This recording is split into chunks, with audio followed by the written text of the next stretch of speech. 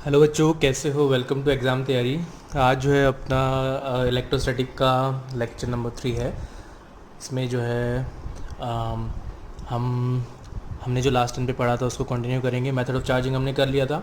उससे last turn पे हमने जो है कूलम्स लॉ के बारे में देखा था। आज उसी पे कुछ और बातें हम करने वाले हैं। कूलम्स लॉ को आगे कंटिन्यू हम करने वाले हैं। ठीक है, चलिए स्टार्ट करते हैं। कुछ छोटे छोटे पॉइंट्स हैं, उन्हें डिस्कस कर लेते हैं कूलम्स लॉ के रिगार्डिंग। ठीक है, जैसे कि फर्स्ट पॉइंट देखो, मान लो दो चार्जेस है अपने पास। ठीक है, एक Q1 चार्ज है और दूसरा क्या है, Q2 चार्ज है। अच्छा, Q2 चार्ज जो है वो Q1 चार्ज पे लेट से कितना फोर्स लगा रहा था, F1 फोर्स लगा रहा था। ठीक है सर, बहुत बढ़िया। और Q1 चार्ज है वो Q2 चार्ज पे भी कितना लगाएगा, लेट से वो भी कितना लगाएगा, F2 फोर्स लगाएगा। एक चार्ज नेगेटिव है और एक चार्ज पॉजिटिव है। ठीक है, F1 फोर्स ही लगाएगा, सेम मैग्नीट्यूड का फोर्स होगा। ये F1 लगाता है तो ये भी क्या आएगा, F1 ही लगाएगा। अच्छा, या फिर हम ऐसा नाम देते हैं F12 और F12 और F21। ठीक है, इस तरह से फोर्स लगेंगे, force on 1 due to 2 and force on 2 due to 1। एक चार्ज पॉजिटिव है, दूसरा चार्ज नेगेटिव है। ठीक है, ऐसे ये अपने जो है वैक्यूम में रखे हुए थे, फोर्सेस इस तरह से लग रहे थे। अब क्या हुआ, हम एक तीसरे चार्ज को ले आए, Q3 चार्ज को ले आए, -Q3 चार्ज को ले आए। तो मुझे बताओ अब इस पे क्या लगेगा, Q1 चार्ज पे एक नया फोर्स और लगने लग जाएगा, Q3 चार्ज भी इसे अट्रैक्ट करना स्टार्ट कर देगा। तो इस पे क्या लगाएगा, ये दोनों को ज्वाइन करने वाली लाइन के अलोंग एक फोर्स लगेगा, इधर की डायरेक्शन में लगेगा। कितना लगेगा, उसे बोलेंगे हम F13। अब ये भी इस पे फोर्स लगाएगा, कितना लगाएगा, F31। तो देखो, अगर हम बात करें, किसकी बात करें, अगर हम ये जो Q1 चार्ज है इस पे नेट फोर्स की बात करें तो पहले देखो, पहले Q1, पहले कौन कौन से चार्जेस थे, Q1 और -Q2 थे। तो पहले कौन सा फोर्स लग रहा था इस पर, सिर्फ और सिर्फ F12 फोर्स लग रहा था। मतलब इस पर जो नेट फोर्स था वो कितना था, इस पर जो नेट फोर्स था वो कितना था, F12 था। अच्छा, अब एक नया चार्ज आ गया Q3, अब एक नया चार्ज आ गया -Q3। तो मुझे बताओ इस F12 पे क्या इफेक्ट पड़ेगा। एक नया तीसरा चार्ज आ गया -Q3, तो ये जो F12, ये जो फोर्स है ना, इस पे कितना जो है इफ़ेक्ट पड़ेगा, इस पे कोई भी इफ़ेक्ट नहीं पड़ेगा। मान लो पहले अगर Q2 चार्ज Q1 चार्ज को 4 न्यूटन से अट्रैक्ट कर रहा था, तो अभी भी वो क्या करेगा, 4 न्यूटन से ही इसे अट्रैक्ट करता रहेगा। लेकिन क्या मुझे बताओ, ये जो Q1 चार्ज है इस पे नेट फोर्स में जो है वो चेंज आ जाएगा क्या, बिल्कुल आ जाएगा। पहले इस पे 4 न्यूटन का फोर्स लग रहा था, तो अब ऐसे हो सकता है इस पे 4 से कुछ ज़्यादा फोर्स लगने लग जाए, F12 और F13 का रिजल्टेंट इस पे लगने लगेगा। तो इस बार जो है नेट फोर्स चेंज हो जाएगा। लेकिन इन दोनों चार्जेस के बीच में जो ये लगने वाले इलेक्ट्रोस्टैटिक फोर्स थे, इस पर जो है वो तीसरे चार्ज की वजह से कोई इफेक्ट नहीं पड़ेगा। तो यही अपनी नेक्स्ट प्रॉपर्टी है कि electrostatic force between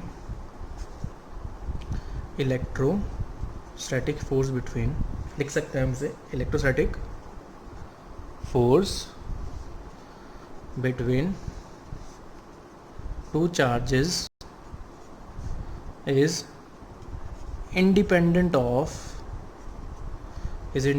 of presence और absence of third charge, but net force will change. Net force जो है वो चेंज हो जाएगा। नेट फोर्स का जो मैग्नीट्यूड है वो चेंज हो भी सकता है और नहीं भी हो सकता है, लेकिन net force as a whole जो है वो चेंज हो जाएगा। तो यही क्या है, अपनी नेक्स्ट प्रॉपर्टी है। ठीक है, इसे फर्स्ट नोट लिख सकते हैं। सेकंड नोट देखते हैं हम, सेकंड प्रॉपर्टी देखते हैं। कूलम, ये जो अपना इलेक्ट्रोस्टैटिक फोर्स है, ये मुझे बताओ किसके लिए वैलिड है, सिर्फ और सिर्फ ये है जो है पॉइंट चार्जेस के लिए वैलिड है। एक्सटेंडेड चार्ज जो होगा उसके लिए वैलिड नहीं होगा। तो ये बात भी जो है हमें ध्यान रखने वाली है। Coulomb's law is only valid for 2 point masses, point charges, only valid for 2 point charges. Third note देखते, देखो थर्ड नोट क्या है। देखो, इलेक्ट्रोस्टैटिक फोर्स जो लगता है, दो चार्जेस के बीच में जो इलेक्ट्रोस्टैटिक फोर्स लगता है, उनका मैग्नीट्यूड क्या रहता है, सेम रहता है। डायरेक्शन क्या रहती है, अपोजिट रहती है। दोनों क्या लग रहे हैं, डिफरेंट बॉडीज़ में लग रहे हैं, दोनों का नेचर भी क्या है, सेम है, तो एक एग्जाम्पल हो जाएंगे, it is an example of action reaction pair. ये क्या करते हैं, एक्शन रिएक्शन पेयर जो है फॉर्म करते हैं। अगर एक एक्शन है तो दूसरा क्या है, रिएक्शन है, और दूसरा एक्शन है तो फर्स्ट वाला क्या है, रिएक्शन है। क्लियर है ये। नेक्स्ट पॉइंट देखते हैं, फोर्थ नोट देखते हैं हम। फोर्थ नोट क्या है, देखो इलेक्ट्रोस्टैटिक फोर्स जो है वो किस तरह का फोर्स है भाई। ग्रेविटेशनल फोर्स क्या होता है, Gm1m2/r², और हमने पढ़ा है ये ग्रेविटेशन में कि वो किसका एग्जांपल है, it is an example of conservative force. Conservative force क्या होते हैं, जिनका वर्क डन पाथ पे डिपेंड नहीं करता है। तो अपना इलेक्ट्रोस्टैटिक फोर्स भी जो है ये पाथ पे डिपेंड, इसका वर्क डन जो है पाथ पे डिपेंड नहीं करेगा। इस प्रॉपर्टी को हम यूज़ करते हुए पोटेंशियल एनर्जी भी फाइंड आउट करेंगे बाद में। तो अभी के लिए लिख सकते हैं हम electrostatic force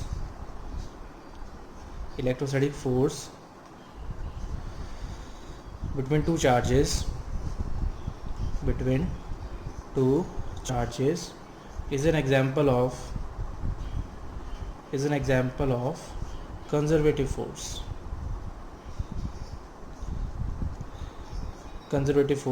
that is work done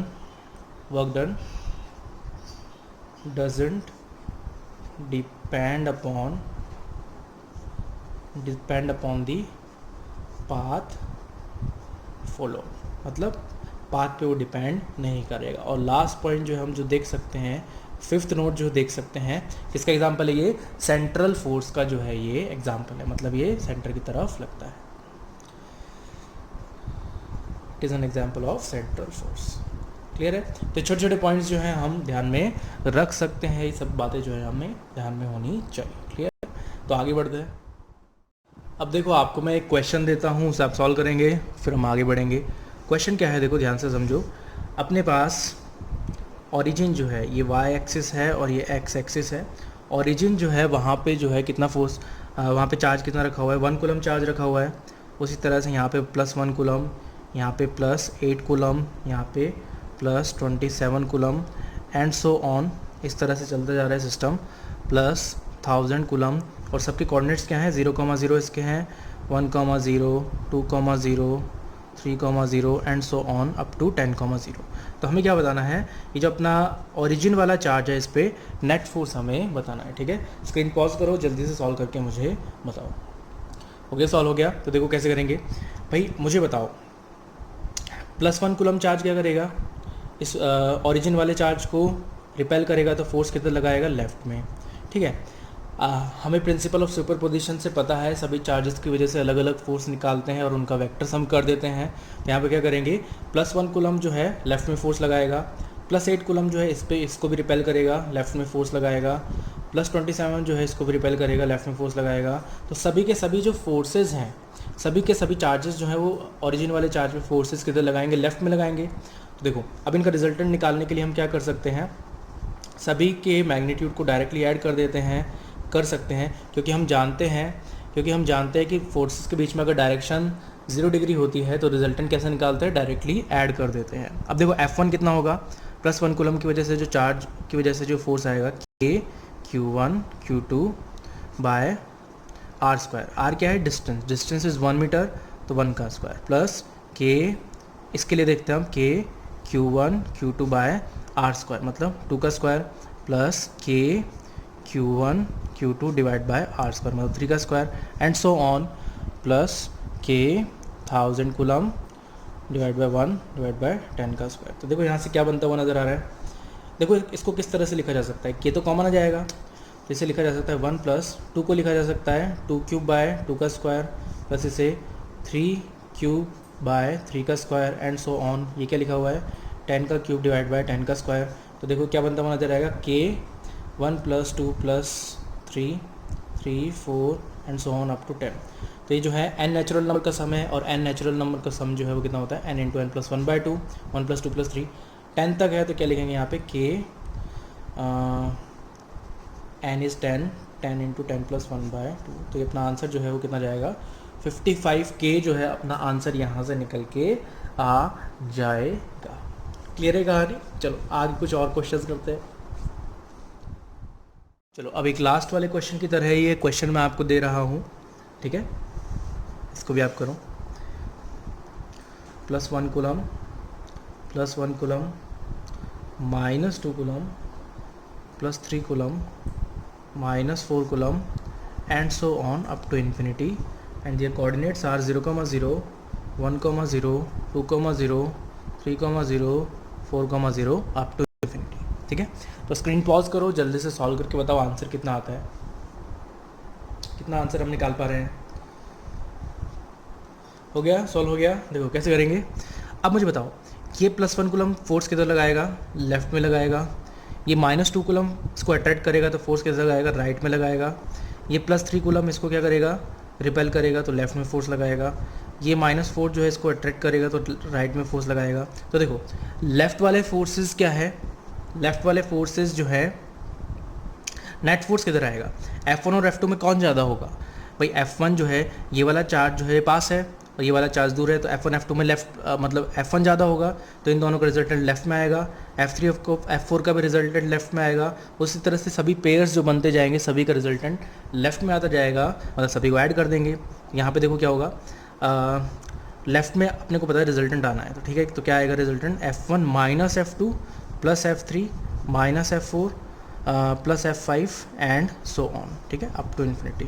यहाँ से F नेट हम लिख सकते हैं, F1 कितना है, K Q1 Q2 divide by R square minus K Q1 Q2 divided by R square plus K Q1 Q2 divide by R square minus K Q1 Q2 divide by R का square and so on up to infinity. तो यहाँ से K common आएगा, अंदर बनेगा 1 minus 1/2 plus 1/3 minus 1/4 and so on up to infinity. तो यहाँ से देखो ये आएगा। अब ये सीरीज़ कौन सी बन रही है, देखो आपने पढ़ा होगा ln x का जो है ln 1 प्लस एक्स का एक्सपेंशन हम जानते हैं, नहीं भी जानते तो देखो क्या होता है, ln 1 प्लस एक्स का जो एक्सपेंशन होता है वो कितना होता है, 1 नहीं, x minus x square by 2 plus x cube by 3 minus x power 4/4 and so on up to infinity. इसमें देखो, इसमें x की वैल्यू को 1 रखो तो क्या बनेगा, ln 2 is equal to 1 minus 1/2 plus 1/3 minus 1/4। क्या ये 1 माइनस 1/2 प्लस 1/3 माइनस 1/4, क्या ये ln 2 लिखा हुआ है क्या, ये क्या लिखा हुआ है, ln 2 लिखा हुआ है। तो यहाँ से नेट फोर्स अपने पास कितना निकल के जाएगा, k ln 2। तो यहाँ से अपने पास नेट फोर्स यहाँ से k ln 2 जो है वो निकल के आ जाएगा। क्लियर है कहानी। चलो आगे बढ़ते हैं, कुछ और जो है बातें हम करते हैं। अब देखो नेक्स्ट हम आते हैं इक्विलिब्रियम ऑफ चार्जेस के लिए। इक्विलिब्रियम ऑफ चार्जेस हम किस तरह से देखते हैं। Next topic is equilibrium of charges. Charges क्या रहेंगे इक्विलिब्रियम में, चार्जेस जो है अपने इक्विलिब्रियम में रहेंगे। ठीक है, देखो इक्विलिब्रियम ऑफ चार्जेस किस तरह से देखते हैं, लेट्स एक एग्जांपल के थ्रू हम समझते हैं। अपने पास दो चार्जेस हैं, कौन कौन से, एक प्लस क्यू है, दूसरा क्या है प्लस 4q है। इन दोनों के बीच की जो डिस्टेंस है, ये जो डिस्टेंस है let's say this is L distance है ये। अच्छा, ये चार्ज क्या है, फिक्स है, और ये चार्ज भी क्या है, फिक्स है। दोनों के दोनों चार्जेस जो है वो फिक्स है। अब हमें पूछा गया है हम थर्ड चार्ज को कहाँ पे रखें, हमें कोई भी अपना थर्ड चार्ज है उसको कहाँ पे रखा जाए ताकि वो क्या रहे, इक्विलिब्रियम में रहे। इक्विलिब्रियम में रहने का मतलब क्या है, उस पर नेट फोर्स क्या हो, ज़ीरो हो। तो थर्ड चार्ज को किस लोकेशन पे रखा जाए ताकि उस पर जो है नेट फोर्स ज़ीरो हो। तो अपना क्वेश्चन ये है, where should a third charge be placed such that it is in equilibrium,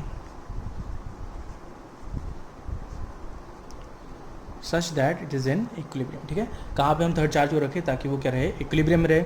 अब देखो, अब हम रख के देखते हैं। ठीक है, ये अपना प्लस क्यू चार्ज है, प्लस 4q चार्ज है। क्या हम चार्ज को यहाँ पे रख सकते हैं क्या, मान लो अपना जो थर्ड चार्ज है वो कैपिटल क्यू है, प्लस क्यू है, तो देखो यहाँ पे रख सकते हैं, नहीं, क्यों, यहाँ पे तो इक्विलिब्रियम में होना पॉसिबल ही नहीं है। यहाँ पे रखेंगे तो ये फोर्स ऐसे लगेगा, इसकी वजह से फोर्स ऐसे लगेगा। क्या ये F1 F2 फोर्स कभी जो है बैलेंस हो पाएंगे, नहीं हो पाएंगे, नेट फोर्स कभी भी ज़ीरो नहीं हो पाएगा। उसी तरह से सिमिलरली हम नीचे भी नहीं रख सकते हैं, यहाँ पे भी कहीं नहीं रख सकते हैं, इसकी वजह से इधर आएगा, इसकी वजह से इधर आएगा, ये भी पॉसिबल नहीं है, ये भी पॉसिबल नहीं है। अच्छा, यहाँ पे रख सकते हैं क्या, थर्ड चार्ज को देखो नहीं रख सकते हैं, इसकी वजह से राइट में आएगा, इसकी वजह से भी राइट में आएगा F1 F2, तो ये भी पॉसिबल नहीं है। तो यहाँ पे रख सकते हैं क्या, यहाँ पे भी नहीं रख सकते हैं प्लस की वजह से। F1 F2 जो दोनों के दोनों जो है लेफ्ट में आएंगे, ये भी पॉसिबल नहीं है। तो कहीं पे भी जो है अपने पास पॉसिबल नहीं है, एक ही जो है लोकेशन पॉसिबल है, क्या, इन दोनों के बीच में कहीं हम इसे रखेंगे तो चार्ज जो है वो इक्विलिब्रियम में रह सकता है। तो F1 आएगा इधर, F2 आएगा इधर, और ये दोनों जो है वो सिर्फ कैंसिल आउट कर देंगे, तो यहाँ पे थर्ड चार्ज जो है वो इक्विलिब्रियम में रह सकता है। अभी डिस्टेंस ही हमें निकालनी है, ठीक है। तो देखो कैसे निकालेंगे। अब हमें पता है थर्ड चार्ज जो है वो बीच में कहीं रहना है, plus Q plus 4Q। Third charge जो है यहाँ पे कहीं है, plus Q। Let's say this distance is x, तो ये डिस्टेंस कितनी हो जाएगी, L माइनस एक्स, प्लस छोटे Q की वजह से प्लस कैपिटल Q पे फोर्स राइट में आएगा F1, और इसकी वजह से फोर्स जो है वो लेफ्ट में आएगा F2, और दोनों क्या करेंगे, एक दूसरे को बैलेंस करेंगे, मतलब इक्वल होने चाहिए, तभी बैलेंस करेंगे, तभी नेट फोर्स 0 होगा। भाई इक्विलिब्रियम का मतलब क्या होता है, नेट फोर्स 0, ठीक है। तो यहाँ से नेट फोर्स 0 है, तो यहाँ से हम क्या लिखेंगे, F1 क्या होगा, छोटे Q की वजह से जो फोर्स है वो कितना आएगा, Q divide by x square is equal to K, इसकी वजह से इस पर कितना आएगा, K4Q capital Q divided by L minus x का स्क्वायर, K कैंसिल आउट, तो 1 by x square is equal to 4 by L minus x का स्क्वायर, दोनों तरफ अंडर रूट लो, तो क्या बनेगा, ये बनेगा 1 by x is equal to 2 by L minus x, इधर जाएगा L minus x is equal to 2x, तो x is equal to L by 3 अपना आंसर जाएगा। So this will be our final answer. मतलब दो चार्जेस अगर same nature के होते हैं तो इक्विलिब्रियम पोजीशन थर्ड चार्ज की जो है वो कहाँ पे आती है, उन दोनों चार्जेस के बीच में कहीं पे आती है। क्लियर है कहानी। अब एक क्वेश्चन जो है आप करके बताओ, फिर हम आगे बढ़ेंगे। अब देखो एक क्वेश्चन मैं आपको दे रहा हूँ, ये आपको सॉल्व करके बताना है। लेट्स से -4Q चार्ज है और ये -9Q चार्ज है, वही सेम क्वेश्चन है, L डिस्टेंस है दोनों के बीच में। क्वेश्चन क्या है, सेम एज प्रीवियस, पिछले वाले क्वेश्चन जैसा है, सॉल्व करके बताओ। स्क्रीन पॉज करो, सॉल्व करो। हो गया सॉल्व। देखो थर्ड चार्ज का जो इक्विलिब्रियम है वो कहाँ पे आएगा, वो इन दोनों चार्जेस के बीच में कहीं आएगा। ये दोनों फिक्स हैं इस बार फिर से, ठीक है। फिक्स नहीं होंगे तो थोड़ा टफ हो जाएगा, बाद में जो फिक्स नहीं है उनको भी हम करेंगे, बाद में देखेंगे, ठीक है। थोड़ा नीचे ले देता हूँ, -4Q -9Q, ठीक है। तो देखो किस तरह से हम सॉल्व करेंगे इसे। यहाँ पे चार्ज Q है प्लस Q, ये डिस्टेंस कितनी है x, तो ये डिस्टेंस कितनी है L माइनस एक्स, ठीक है। अच्छा अब मुझे बताओ, दोनों ये वाला चार्ज जो है इसको अट्रैक्ट करेगा लेफ्ट में F1 फोर्स से, ये वाला चार्ज इसको अट्रैक्ट करेगा राइट में F2 फोर्स से। ये F1 और F2 क्या होने चाहिए, इक्वल होने चाहिए, तभी एक दूसरे को कैंसिल आउट करेंगे। F1 कितना है बताओ, ये होगा K4Q बाय एक्स स्क्वायर। मैंने यहाँ पे माइनस नहीं लिया है क्योंकि माइनस मैं पहले ही डायरेक्शन बना चुका हूँ, तो माइनस को मैं पहले ही कंसिडर कर चुका हूँ। हम मैग्नीट्यूड को जो है इक्वेट कर रहे हैं, ठीक है। Is equal to K9Q divided by L minus x का स्क्वायर, तो K कैंसिल आउट, तो कितना बनेगा ये, देखो सॉल्व कर लो। 4 by x square is equal to 9 by L minus x का स्क्वायर, दोनों तरफ अंडर रूट लेंगे तो 2 by x is equal to 3 by L minus x, तो ये बनेगा 2L minus 2x is equal to 3x, तो 2L is equal to 5x, तो x is equal to 2L by 5। तो x की जो वैल्यू है वो कितनी रहेगी, x की वैल्यू अपने पास 2L बाई 5 निकल के यहाँ से आ जाएगी। क्लियर है कहानी, समझ में आया। अब समझ में आया तो बहुत बढ़िया है। अब हम अपने नेक्स्ट क्वेश्चन की तरफ बढ़ते हैं। जब ये तो चार्जेस देख लिए हमने सेम नेचर के थे, तो कैसे करेंगे हम।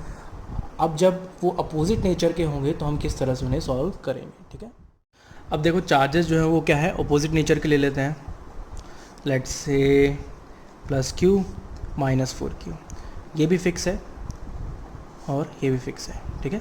अब मुझे बताओ कितनी इक्विलिब्रियम पोजीशन आएगी थर्ड चार्ज की, नंबर ऑफ इक्विलिब्रियम पोजीशंस। मैं आपसे क्वेश्चन पूछता हूँ, find number of equilibrium position, number of equilibrium positions, ठीक है। ऑप्शंस आपके पास ABCD, ठीक है, 0 1 2 3। कितनी इक्विलिब्रियम पोजीशंस हैं, सोचो 10 सेकंड का टाइम है। कितनी इक्विलिब्रियम पोजीशंस आएंगी थर्ड चार्ज की, कितनी आएगी, 1 आएगी, 2 आएगी, 3 आएगी, 1 भी नहीं आएगी। आंसर जो है वो क्या है, 1। सिर्फ एक ही इक्विलिब्रियम पोजीशन आएगी थर्ड चार्ज की, 2 इक्विलिब्रियम पोजीशन नहीं आएगी। ऐसा लगता है कि कितनी आएगी, 2 आएगी, लेकिन आती कितनी है, 1 ही आती है। कैसे देखो, अच्छा देखते हैं। देखो यहाँ पे मुझे बताओ, एक बात तो तय है कि हमें थर्ड चार्ज को कहाँ पे रखना पड़ेगा, इस लाइन पे ही कहीं रखना पड़ेगा, नहीं तो थर्ड चार्ज की इक्विलिब्रियम पोजीशन आना पॉसिबल नहीं है। भाई यहाँ पे कहीं रखोगे तो बैलेंस होने का तो कोई चांस ही नहीं है, तो और कोई जगह पे तो नहीं आएगी, सिर्फ इसी लाइन पे आनी है। इसी लाइन पे भी 3 पोजीशंस हैं, एक इधर की तरफ, एक दोनों के बीच में और एक राइट में, ठीक है। बीच में आएगी क्या, बीच में तो आना पॉसिबल नहीं है। कैसे, ये वाला जो चार्ज है इसको अट्रैक्ट करेगा, सॉरी प्लस क्यू करेगा, क्या करेगा, रिपेल करेगा, ये इसको क्या करेगा, अट्रैक्ट करेगा, तो बीच में तो आना पॉसिबल नहीं है, ठीक है। अब एक काम करते हैं, राइट में देखते हैं, राइट में देखते हैं। ये प्लस क्यू चार्ज है, ये -4q है, डिस्टेंस दोनों के बीच में कितनी है, l है। थर्ड चार्ज को मैंने कहाँ पे रखा, बाहर की तरफ रखा, ठीक है। प्लस क्यू चार्ज है लेट से ये, और ये डिस्टेंस जो है मैंने कितना ले लिया, x ले लिया। अच्छा अब मुझे बताओ, q1 जो है, छोटा q जो है वो बड़े q को क्या करेगा, रिपेल करेगा। कितने फोर्स से रिपेल करेगा, राइट में रिपेल करेगा, k q divided by total distance is l plus x का स्क्वायर, ठीक है, बहुत बढ़िया। अच्छा अब ये -4q जो है वो कैपिटल Q को क्या करेगा, अट्रैक्ट करेगा, मतलब फोर्स किधर आएगा, ये लेफ्ट में आएगा, कितना आएगा, k4q डिवाइडेड एक्स स्क्वायर। ये फोर्स को मैंने F1 बोल दिया, ठीक है, और ये फोर्स को मैंने कुछ भी F2 बोल दिया। प्लस Q जो है, छोटा Q जो है वो बड़े Q पर फोर्स किधर लगा रहा है, राइट में लगा रहा है, F1, और ये -4q जो है वो इस +4q पे फोर्स किधर लगा रहा है, लेफ्ट में लगा रहा है। अच्छा अब इस दोनों एक्सप्रेशन को ध्यान से देखो, अगर हम इनके न्यूमरेटर को देखें तो इसका न्यूमरेटर कितना है, 4kq है, और इसका न्यूमरेटर kq है। तो न्यूमरेटर की वजह से कौन सा फोर्स बड़ा है, क्या ये न्यूमरेटर की वजह से ये F2 फोर्स बड़ा है क्या, बिल्कुल, ठीक है, न्यूमरेटर की वजह से जो है F2 फोर्स बड़ा है। अब इनके डिनोमिनेटर को देखो, किसका डिनोमिनेटर बड़ा है, L, यहाँ पे l प्लस एक्स का स्क्वायर है, यहाँ पे एक्स स्क्वायर है। जिसका डिनोमिनेटर छोटा होता है क्या वो वैल्यू उतनी ही बड़ी होती है, डिनोमिनेटर जितना छोटा होता है वो वैल्यू उतनी ही बड़ी होती है। किसका डिनोमिनेटर छोटा है, F2 का डिनोमिनेटर छोटा है, मतलब डिनोमिनेटर की वजह से भी जो फोर्स है वो कौन सा बड़ा है, F2 फोर्स बड़ा है। मतलब न्यूमरेटर की वजह से भी F2 फोर्स बड़ा है और डिनोमिनेटर की वजह से भी F2 फोर्स बड़ा है, तो क्या हमेशा जो ये फोर्स है, हमेशा ये जो F2 फोर्स है वो F1 से बड़ा है क्या, बिल्कुल, ये हमेशा F2 फोर्स जो है वो F1 से बड़ा ही रहेगा, वो कभी भी छोटा नहीं होगा। तो यहाँ पे भी इक्विलिब्रियम पोजीशन आना पॉसिबल नहीं है। ऐसा लगता है कि वो दोनों एक दूसरे को इक्वेट करके कैंसिल आउट कर देंगे, लेकिन ऐसा होना पॉसिबल नहीं है। तो सिर्फ एक ही जगह बची है, यहाँ पे बची है, यहाँ पे जो है इक्वेट करना बिल्कुल पॉसिबल है। हम निकाल भी लेंगे अभी आंसर। तो देखो कितना आएगा, यहाँ पे सॉल्व कर लेते हैं, कितना आंसर यहाँ से अपने पास निकल के आएगा। सॉल्व कर लेते, काम करते हैं, कितना आएगा, चार्ज कितना था, Q और -4q, Q और -4q अपने पास चार्ज है। तो यहाँ पे देखो क्या आएगा, कितना डिस्टेंस आएगी, +q एंड -4q। कहाँ पे आई है, छोटे वाले के पास आई है, बाहर की तरफ आई है +q। ये डिस्टेंस मैंने ले ली x, ये डिस्टेंस कितनी है l। छोटा वाला जो फोर्स लगाएगा, रिपेल करेगा, लेट से F1 फोर्स लगाएगा, और ये जो -4q जो है अट्रैक्ट करेगा, F2 फोर्स लगाएगा। तो F1 F2 को हम इक्वेट करेंगे। F1 कितना आएगा, q divided by x square, और F2 कितना आएगा, k 4q divided by l plus x का स्क्वायर। तो k ने मार दिया, 1/x² is equal to 4/l plus x का स्क्वायर, दोनों तरफ अंडर रूट लो, तो 1/x is equal to 2/l plus x. तो यहाँ से l plus x is equal to 2x, तो यहाँ से x की वैल्यू कितनी जाएगी, l आ जाएगी, ठीक है। कहने का मतलब अगर जब अपोजिट चार्जेस होते हैं, नेचर जब अपोजिट होता है, तो सिर्फ इक्विलिब्रियम पोजीशन आती है, और वो कहाँ पे आती है, वो छोटे वाले चार्ज के पास आती है, वो भी बाहर की तरफ, ठीक है। तो यहाँ पे हम लिख सकते हैं, जब अपोजिट नेचर के चार्जेस होंगे तो इक्विलिब्रियम पोजीशन बाहर की तरफ आएगी, छोटे वाले के पास। क्लियर है कहानी, बाहर की तरफ आएगी वो छोटे वाले के पास। तो बस आज के लिए हम इतना ही करेंगे। उम्मीद करता हूँ आज का लेक्चर बढ़िया लगा होगा। नेक्स्ट लेक्चर में हम लेक्चर को जो है चैप्टर को कंटिन्यू करेंगे। ठीक है, आज के लिए इतना ही, तब तक के लिए बाय बाय।